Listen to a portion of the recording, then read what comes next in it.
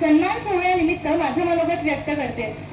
तसेच बरे झाले देवा केलासी उपकार, घातलेसे जन्म बाई छाया, न कळे कोणा अर्थ बोलण्याचा भाषेनेही मुखे केले आम्हा। अशा अबला समजल्या जाणाऱ्या स्त्रीला ज्यावेळी ती अवकाशामध्ये परिभ्रमण करते त्यावेळी खरी प्रगती जाणून येते। आणि म्हणूनच आज आयोजित केलेला हा हळदी कुंकू कार्यक्रम यासाठी देखील खूप खूप शुभेच्छा। आज मला प्राचार्य शिवाजीराव भोसले यांचे शब्द आठवतात की अधूनमधून आभाळाकडे पाहावं आणि त्याच्यासारखं व्यापक व्हावं, कधी पर्वत शिखरांकडे पाहावं आणि मनाने सहज उन्नत व्हावं, कधी पाळण्यात झोपलेल्या बालकाच्या निर्व्याज मुद्रेकडे आपल्या मनाचा आरसा करून पाहावं। शिक्षण विस्तार अधिकारी म्हणून कार्य करताना ज्या हातांनी शाळांना दिशा दिली, ज्या विचारांनी शिक्षकांना बळ दिलं आणि ज्या दृष्टिकोनातून विद्यार्थ्यांचं भविष्य घडवलं, असेच आपल्या सर्वांचे प्रेरणास्थान आदरणीय श्री काळम पाटील सर, ज्यांचा की सहवास आपल्या सर्वांना लाभतोय हे आपले अहम भाग्यच। सर, मी आज इथे उभी आहे यामागे तुमचाच विश्वास आहे, कारण तुम्ही केवळ पद भूषवली नाही तर मूल्य जपलेत, फक्त फाईल्स हाताळल्या नाही तर माणसं घडवलेत। सर, तुम्ही आपल्या बीटांकडे केवळ पाहत नाही तर त्या प्रत्येक शाळांशी जोडलेले राहता। आपल्या शाळेत नेहमी काहीतरी वेगळं घडावं, विद्यार्थ्यांना बोलता यावं, त्यांना स्वतःला दाखवता यावं आणि त्यांच्या आतला आत्मविश्वास जागा व्हावा यासाठी तुम्ही सातत्याने प्रयत्न करता। हा फक्त एक उपक्रम नाही, तो तुम्ही उभा केलेला परिवार आहे। त्या परिवारातूनच मला पहिल्यांदा स्वतःवर विश्वास ठेवायला शिकायला मिळालं। त्याच व्यासपीठावरून मी पहिल्यांदा पहिलीत असताना 1,500 लोकांसमोर माझं मनोगत मांडलं आणि तेव्हा तुमच्या मार्गदर्शनातून स्पर्धा म्हणून वक्तृत्व कधी माझा छंद बनलं मला कळलंच नाही। आणि म्हणूनच माझ्यासाठी ती केवळ एक स्पर्धा नव्हती, ती माझ्या प्रवासाची सुरुवात होती। मग त्यानंतर वक्तृत्व स्पर्धा असो, स्काउट गाईडचे मेळावे असो, कवी संमेलन असो आणि आत्ताच झालेला निपुण जल्लोष असो, त्या संमेलनात मिळालेलं सूत्रसंचालन, मांडलेली मतं, केलेली चरित्र चिंतन या सगळ्यांनी माझ्यातला आत्मविश्वास घडवत गेला। आणि या संधी माझ्यासाठी केवळ नव्हत्या, त्या माझ्या व्यक्तिमत्वाचा प्रवास आहेत आणि तो प्रवास घडवण्यामागे सरांचं दूरदर्शी नेतृत्व आहे। सर, तुमचं नेतृत्व आम्हाला रोजच्या कामातूनच नाही तर मोठ्या उपक्रमांतूनही अनुभवायला मिळतं। निपुण जल्लोष 2025 हा कार्यक्रम केवळ एक आयोजन नव्हतं, तो विद्यार्थ्यांच्या सुप्त शक्तीचा उत्सव होता। त्या मंचावर विद्यार्थ्यांना असंख्य संधी मिळाल्या, नामवंत साहित्यिक, लेखक यांच्या भेटी घडल्या, विविध स्पर्धा झाल्या आणि विद्यार्थ्यांच्या शब्दांना, विचारांना आणि स्वप्नांना व्यासपीठ मिळालं। त्या कार्यक्रमात विद्यार्थ्यांशी संवाद साधण्यासाठी मला प्रमुख अतिथी म्हणून बोलावण्यात आलं, सूत्रसंचालन आणि प्रास्ताविक करण्याची संधीही मला मिळाली। पण सर, त्या 2 दिवसात मी फक्त मंच पाहिला नाही तर तुमचं नेतृत्व जवळून अनुभवलं। कार्यक्रमाचं नियोजन करताना तुमची शांतता, तुमची ताकद वाटली। कोण येणार, कोण येऊ शकणार नाही, कोणाचा पर्याय कोण असणार, प्रत्येक क्षणाचं नियोजन तुमच्या मनात तयार असतं। एवढं मोठं आयोजन असूनही तुमच्या चेहऱ्यावर कधी ताण दिसला नाही, कधी चिडचिड नाही, कधी गोंधळ नाही, नेहमी संयम, नेहमी सौम्य हास्य आणि नेहमी विद्यार्थ्यांसाठी वेळ। त्या 2 दिवसात मला जाणवलं, सर, तुम्ही कार्यक्रम चालवत नाही, तुम्ही माणसं घडवत राहता। शाळांसाठी आणि विद्यार्थ्यांसाठी तुमचं संपूर्ण व्यक्तिमत्व अर्पण करणं ही केवळ जबाबदारी नाही, ती तुमची निष्ठा आहे।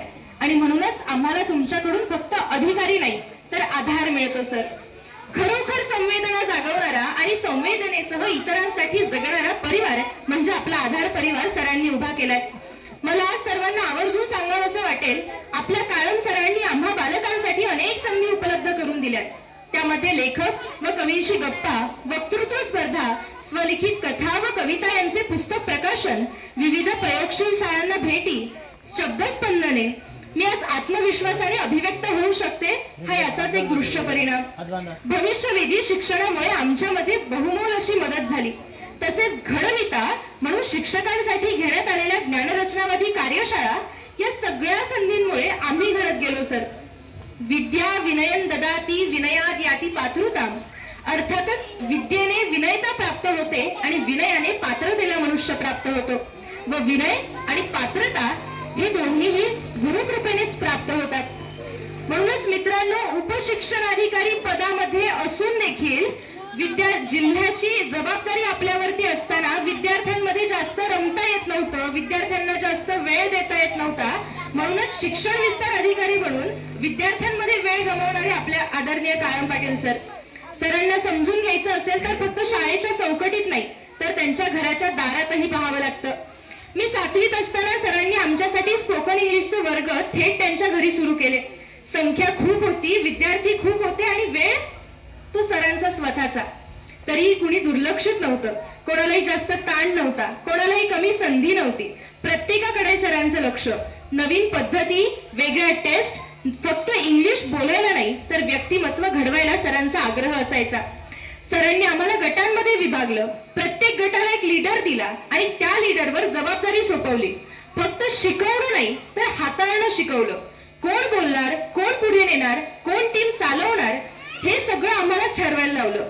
आणि हळूहळू इंग्लिश सोबतच आमच्यात नेतृत्व जन्म घ्यायला लागलं. आमच्यात आत्मविश्वास यायला लागला, भीती कमी झाली आणि स्वतःवर विश्वास वाढला. बाहेरच्या लोकांच्या भेटी, इंग्लिश मुलाखती घेऊन प्रत्यक्ष अनुभव मिळावा याकडेही सर लक्ष द्यायचे. तेव्हा मला जाणवलं हे वर्ग नव्हते, हे सरांची आपुलकी होती. कारण शिकवणं सोपं असतं पण विद्यार्थ्यांमध्ये भविष्य पाहणं हे सरांसारख्यांना जमतं. मित्रांनो, सरांनी आम्हाला फक्त शिकवलं नाही तर आमच्यावर विश्वास ठेवला, आमच्यातली क्षमता ओळखली, आमच्या स्वप्नांना दिशा दिली आणि प्रत्येक विद्यार्थ्याच्या मनात स्वतःबद्दल आदर निर्माण केला. आज सर गट शिक्षण अधिकारी म्हणून मोठ्या पदावर पोहोचले, शाळांमध्ये फिरतात आणि नक्कीच अजून नवनवीन संधी निर्माण करतील. एका शाळेपुरतं नाही तर आता संपूर्ण गटातील अनेक विद्यार्थ्यांचं भविष्य सरांच्या हातात आहे. आणि आम्हाला खात्री आहे सर जिथे जातात तिथे दिशा तयार होतात. खरं तर दिशा तयार होत नाही तर सर दिशा तयार करतात. म्हणूनच सामान्यात राहून आपलं असामान्यत्व टिकून ठेवणं हे सरांचं व्यक्तिमत्व. सर, तुमच्यामुळे आम्हाला बोलायचं धाडस मिळालं, पुढे जायची ताकद मिळाली. आज मी फक्त भाषण करीत नाही तर कृतज्ञता व्यक्त करते. खूप खूप धन्यवाद सर. मी अखंड तुमची ऋणी राहील. सरते शेवटी व पु काळे यांच्या शब्दात सांगते, जगाची झोकून दुःखे सुखांशी भांडतो आम्ही, स्वतःच्या झाकून भेगा मनुष्य सांधतो आम्ही. जरी बदलणाऱ्या वर्तमानाला कळेना आमची भाषा, तरी वीज घेऊन येणाऱ्या पिढ्यांशी बोलतो आम्ही, मनपूर्वक धन्यवाद.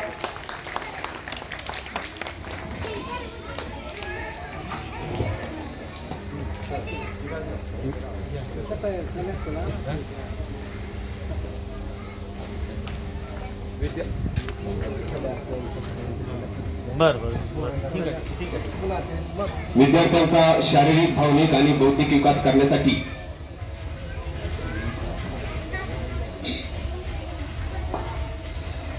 झटणारा एक अवलिया रक्षभूम नगरीमध्ये जन्माला आला आणि या अधिकाऱ्याने बघता बघता आपलं गाव, आपला परिसर, म्हणता म्हणता आपला तालुका, जिल्हा आणि राज्यस्तरावरही काम करून एक आपल्या कार्याचा उत्तुंग असा चढता आलेख निर्माण केला. अशा या आदरणीय काळम पाटील साहेबांचा सन्मान करणं, ज्या गावामध्ये ते जन्माला आले त्या गावचे भूमिपुत्र या नात्याने त्यांनी आपल्या शाळेमध्ये जे शैक्षणिक कार्य केले आहे त्यांच्यामुळे अनेक अधिकारी पदाधिकारी हे उच्च पदावर गेले. त्यांच्या कार्याचा सन्मान होणं, त्यांच्या कार्याचा गौरव होणं हीच खरी गरज आहे. तरी आजचे प्रमुख अतिथी सन्माननीय काळम पाटील साहेब यांचा स्वागत सत्कार आपल्या केंद्राचे माजी केंद्रीय प्रमुख आदरणीय तत्पूर्वी साहेबांचा सत्कार होण्यापूर्वी मी त्यांना अशी विनंती करतो, श्रीमती इंदुमती काळम यांना अशी त्यांनी स्टेजकडे यावं. सुरुवातीला त्यांचा सत्कार या शाळेच्या सहशिक्षिका अवताने मॅडम यांना अशी विनंती करतो की त्यांनी इंदुमती काळम यांचा स्वागत करावं.